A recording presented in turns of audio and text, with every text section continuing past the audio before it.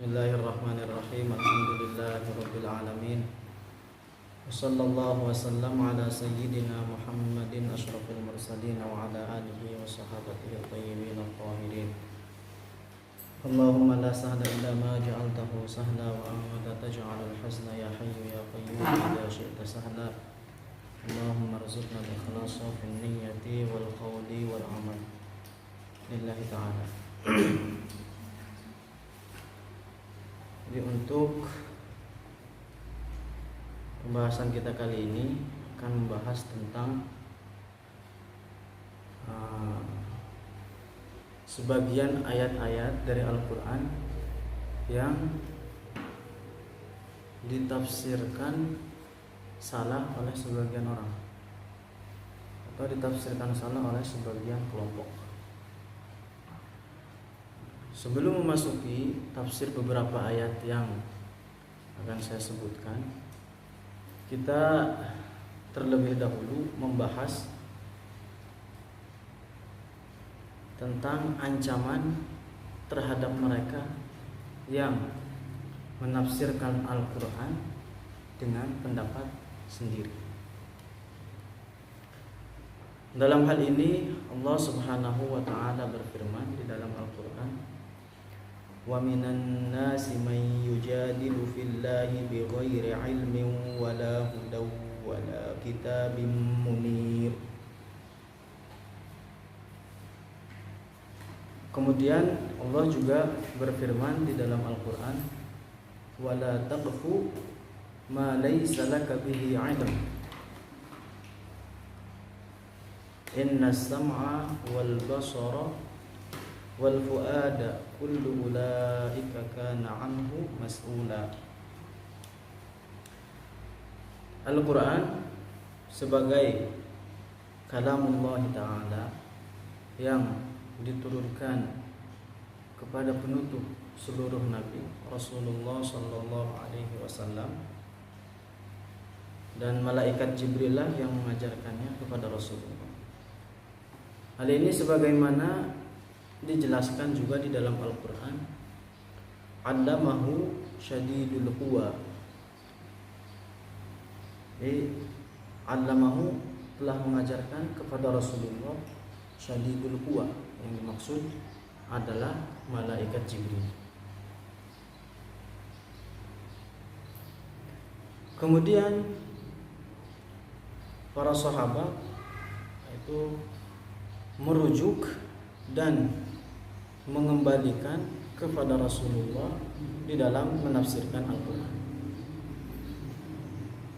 sebagaimana firman Allah Subhanahu wa ta'ala, bil bayyinati waz zubur wa anzalna ilaika dzikra litubayyana lin-nasi ma nuzila ilaihim wa la'allahum yatafakkarun.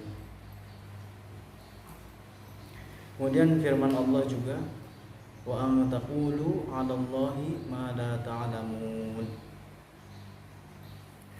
Kemudian Al-Imam At-Tirmidzi telah meriwayatkan dari sahabat Abdullah ibn Abbas bahwasanya Rasulullah sallallahu alaihi wasallam bersabda, man qala fil qur'ani bi ra'yihi falyatabawwa maq'adahu minan nar. Jadi barang siapa yang menafsirkan atau berkata tentang Al-Quran dengan pendapatnya sendiri, maka hendaklah dia mengambil tempatnya di dalam neraka.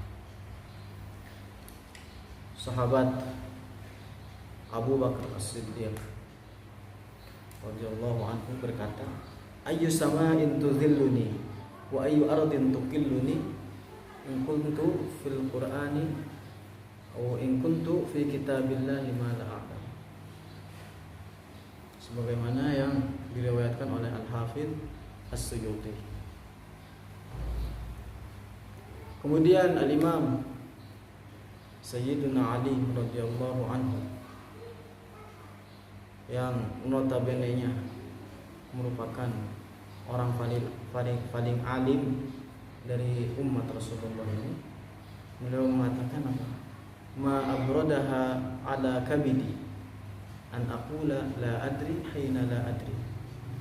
Di perkataan Imam Ali ini diriwayatkan oleh Imam Abu Nu'aim Al-Asbahani.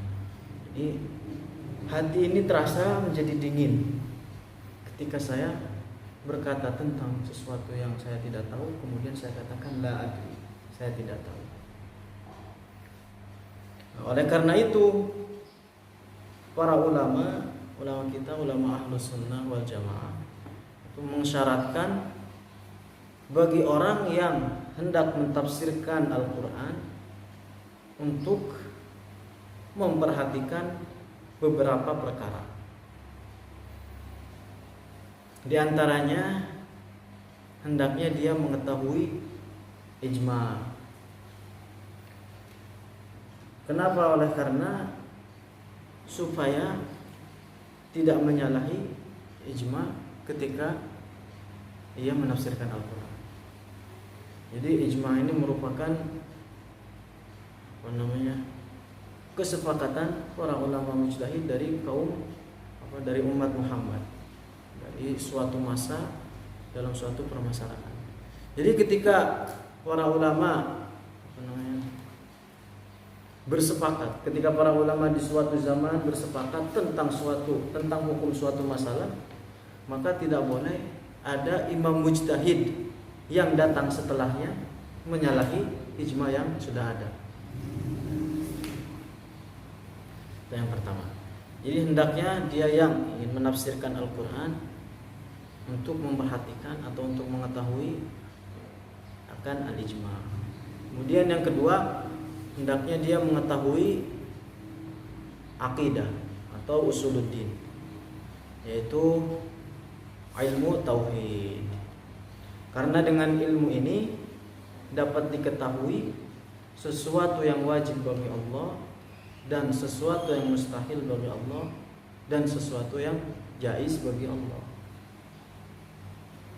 Begitu juga dengan ilmu tauhid dapat diketahui sesuatu yang wajib dan yang mustahil bagi para nabi. Itu yang kedua. Kemudian yang ketiga, hendaknya juga dia memperhatikan atau hendaknya dia mengetahui ayat-ayat hukum atau yang disebut dengan al-ayatul ahkam, dan juga hadis-hadis hukum atau yang disebut dengan al-ahadisul ahkam. Kenapa? Agar tidak menyalahi ketika dia menafsirkan Al-Quran. Kemudian yang keempat, hendaknya dia mengetahui perkara bahasa atau bahasa Arab, perkara lughah. Imam Mujahid, tilmid Ibn Abbas, beliau mengatakan, jadi tidak boleh atau tidak diperbolehkan bagi seseorang yang beriman kepada Allah dan hari akhir untuk berbicara tentang Al-Quran ketika dia tidak mengetahui bahasa Arab. Artinya yang dimaksud dari mengetahui bahasa Arab itu bukan sekedar dia tahu ana anta huwa huma hum ila ain hal akalta, bukan itu yang dimaksud. Nah, karena yang dimaksud dalam bahasa Arab itu banyak sekali. Ada nahwu, shorof, arud, balaghah. Balaghah aja mencakup badiah, bayan. Jadi hendaknya dia mengetahui perkara atau mengetahui bahasa Arab. Kemudian yang kelima, dia mengetahui ilmu nahwu. Oleh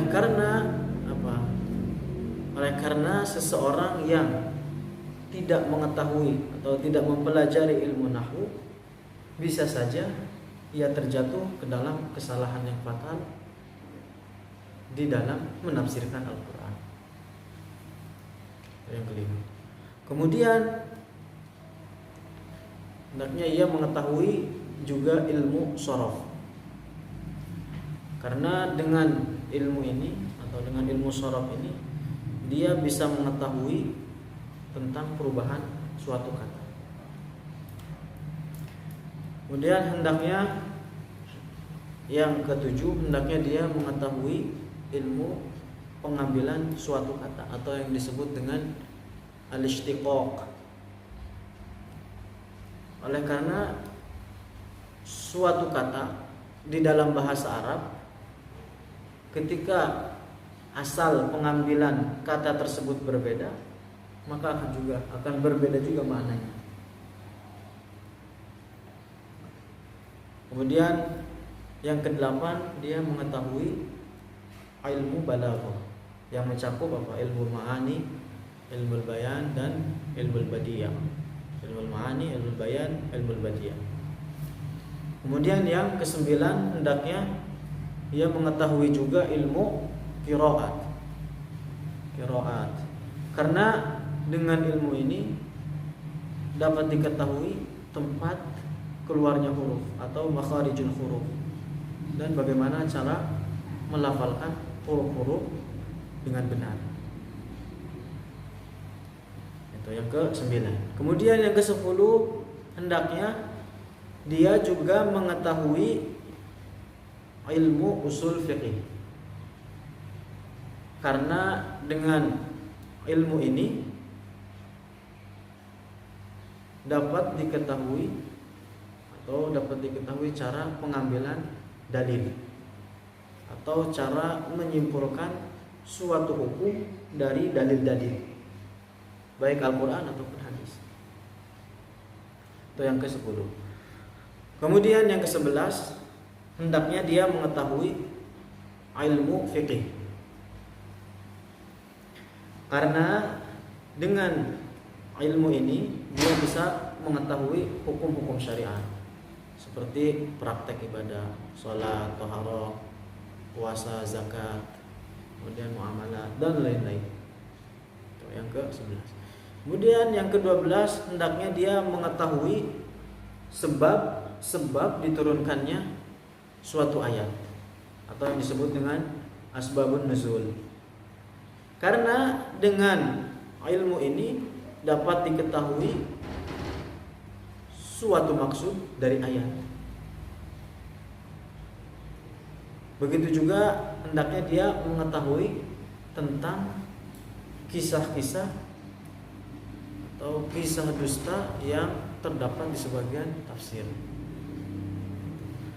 Kemudian yang ke-13, hendaknya dia mengetahui ilmu nasikh dan mansukh. Karena ini merupakan sesuatu yang penting bagi mereka yang hendak mentafsirkan Al-Quran, supaya tidak terjatuh ke dalam kesalahan yang fatal ketika menafsirkan Al-Quran. Kemudian yang ke-14 adalah mengetahui ilmu hadis atau sunan. Karena dengan ilmu ini dijelaskan di dalamnya perkara yang mujmal misalnya, atau yang global. Kemudian dengan ilmu ini dijelaskan juga perkara yang mubham.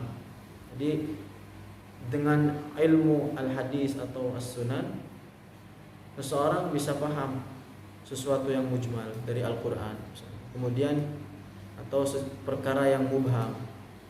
Jadi ketika misalnya di dalam Al-Quran dikatakan atau disebutkan ayat yang mujmal, bentuknya itu masih mujmal, tidak ada rinciannya. Nah, biasanya itu disebutkan di dalam hadis-hadis. Atau misalnya di dalam Al-Quran dijelaskan atau disebutkan redaksi ayat yang bentuknya umum. Bisa saja bentuk pengkhususan sesuatu yang umum tersebut itu terdapat di dalam ilmu hadis. Paham ya? Jadi 14 syarat ini perlu diperhatikan bagi hendak mereka yang ingin menafsirkan Al-Quran. Jadi barang siapa yang menafsirkan Al-Quran tanpa memperhatikan syarat-syarat ini, maka dia telah menafsirkan Al-Quran dengan pendapatnya sendiri, yang dilarang, sebagaimana dijelaskan di dalam hadis yang telah saya sebutkan tadi.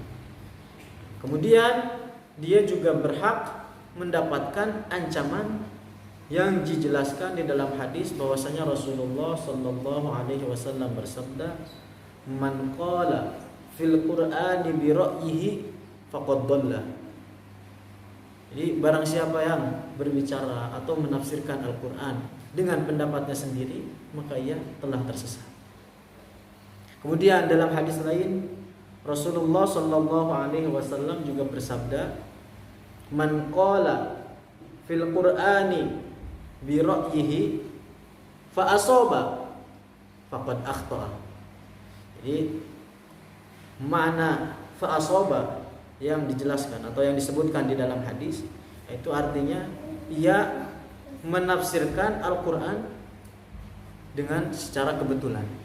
Artinya apa? Dia berbicara di dalam Al-Qur'an atau menafsirkan suatu ayat misalnya, kemudian tafsiran dia benar secara kebetulan. Tapi apa kata Rasulullah? Faqad akhta'a. Artinya apa? Dia telah terjatuh ke dalam perbuatan dosa besar dan menjadi seorang yang fasik, berhak mendapatkan siksaan dari Allah dengan api neraka, karena ia memberanikan diri untuk menafsirkan Al-Quran tanpa didasari dengan ilmu. Nah, dan hal ini merupakan bagian dari berfatwa tanpa ilmu yang merupakan perbuatan dosa besar. Jadi sebagaimana yang dikatakan oleh Rasulullah Sallallahu Alaihi Wasallam, "Man afta bi ghairi ilmi, la'anathu malaikatus samai wal ardh." Man afta bi ghairi ilmin, la'anathu malaikatus samai wal ardh. Artinya barang siapa yang berfatwa tanpa ilmu, maka ia telah dilaknat oleh para malaikat yang berada di langit dan di bumi. Di sini diriwayatkan oleh Al-Hafidz Ibn Asakir. Kemudian orang yang memberanikan diri menafsirkan Al-Quran dengan pendapatnya, bisa saja dia terjatuh dalam kekufuran dan mengeluarkan ia dari agama Islam. Nah, dan kalau seandainya dia selamat dari kekufuran, tapi dia tidak akan selamat dari terjatuh ke dalam perbuatan dosa besar.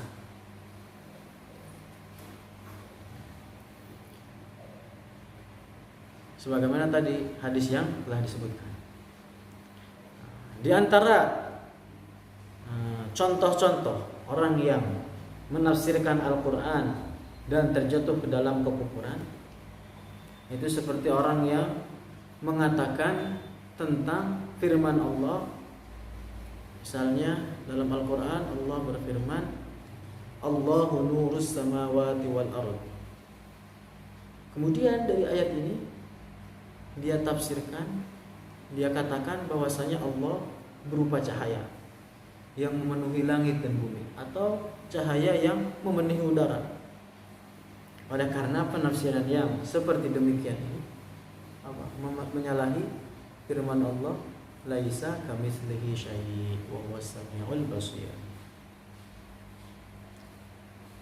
Begitu juga telah keluar dari agama Islam mereka yang menafsirkan firman Allah, "Ar-Rahmanu 'alal 'arsy istawa," dengan duduk dan bersemayam. Kenapa? Oleh karena tadi sebagaimana saya jelaskan, itu merupakan sifat-sifat makhluk dan mendustakan firman Allah, "Laisa kamitslihi syai'." Adapun makna dari firman Allah, "Allahu nurus samawati wal ardh," bahwasanya maknanya itu apa? Allah lah yang memberikan petunjuk kepada orang-orang mukmin dengan cahaya keimanan. Nah, itu mana Allahu nurus samawati wal ardh. Artinya apa? Allah lah yang memberikan petunjuk kepada orang-orang mukmin dengan cahaya keimanan. Adapun makna firman Allah, Ar-Rahmanu 'alal 'arsy istawa. Dialah Allah yang telah menjaga dan menundukkan arsy serta seluruh para makhluk. Jadi arsy yang notabene-nya makhluk Allah yang paling besar dari segi bentuknya, Allah jaga supaya tidak terjatuh dan menghancurkan segalanya. Jadi makna Ar-Rahmanu 'alal 'arsy istawa, dialah Allah yang menjaga dan menundukkan akan arsy.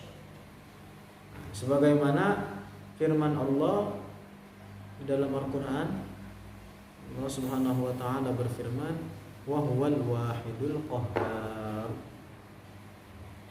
Maka dari sini dapat diketahui bahwa tafsir Al-Qur'an dan ilmu agama secara umumnya itu tidak bisa diambil secara otodidak atau dengan sekedar membaca dari kitab tanpa didasari dengan seorang guru. Akan tetapi ini semua ilmu tafsir atau ilmu agama lainnya itu hanya bisa diraih dengan cara at-talaqqi, terus terhadap face to face terhadap seorang guru yang terpercaya, yang siqah, yang memiliki sanad keilmuan bersambung hingga Rasulullah. Hal ini sebagaimana yang dijelaskan atau dikatakan oleh Al-Imam Al-Khatib Al-Baghdadi, bahwasanya ilmu agama itu hanya bisa diraih dari mulut-mulut para ulama. Maka dari sini waspadalah terhadap mereka yang mengaku ahli ilmu, akan tetapi dia menganggap enteng, menganggap mudah urusan berfatwa tanpa ilmu. Dia menganggap ringan menafsirkan Al-Quran dengan pendapatnya sendiri. Maka mereka lah orang-orang yang celaka. Dan siapapun yang membenarkan mereka atau membenarkan penafsiran mereka yang batil, maka dia juga akan celaka. Dan tidak ada alasan bagi orang tersebut. Sebagaimana sabda Rasulullah sallallahu alaihi wasallam, innallaha la yaqbidul ilma intiza'an yantazi'uhu minal ibad. Jadi Allah itu tidak mencabut ilmu agama ini dari hamba itu secara menyeluruh langsung. Walakin yaqbidul ilma biqabdil ulama. Tetapi cara Allah mencabut ilmu agama itu dengan mematikan para ulama. Hatta idza lam yubqi 'aliman ittakhadhan nasu ru'asan juhalan. Jadi sampai tidak tersisa di muka bumi ini orang yang alim. Kemudian ketika tidak tersisa di muka bumi ini orang alim, maka orang-orang menjadikan manusia menjadikan orang bodoh sebagai pemimpin.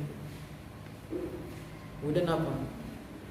Fasu'ilu fa'aftau bi ghairi ilm. Orang tersebut yang dijadikan pemimpin, yang dijadikan orang bodoh, yang dianggap sebagai orang alim, ditanya tentang permasalahan. Kemudian apa? Mereka berfatwa tanpa ilmu. Fadallu wa adallu. Maka mereka tersesat dan juga menyesatkan. Dan dalam hadis lain juga dijelaskan bahwa mereka yang mengikutinya juga akan celaka. Sebagaimana sabda Rasulullah sallallahu alaihi wasallam, unasun min jildatina yatakallamuna bi alsinatina ta'rifuna minhum wa tunkir du'atun ala abwabi jahannam man istajaba lahum qadafuhu fiha. Jadi ada Sebagian orang itu apa? Tampilannya seperti kita. Dia sholat, dia pakaiannya pakaian seperti kita. Ucapannya sama seperti kita, ngomongnya sama seperti kita. Qala Allah, qala Rasulullah. Tapi apa kata Rasulullah? Du'atun ala abwabi jahannam. Maka tetapi mereka semua itu menyeru ke neraka jahannam. Man istajaba lahum, dan orang yang mengikutinya qadafuhu fiha, akan ikut atau akan terjerumus juga ke dalam neraka jahanam. Nah, maka keselamatan itu dengan mengetahui batasan-batasan syariat dan tidak memberanikan diri untuk menafsirkan Al-Quran dengan pendapatnya sendiri. Karena sesungguhnya kebenaran itu lebih pantas untuk diikuti, oleh karena keselamatan di dalam beragama itu tidak ada tandingannya.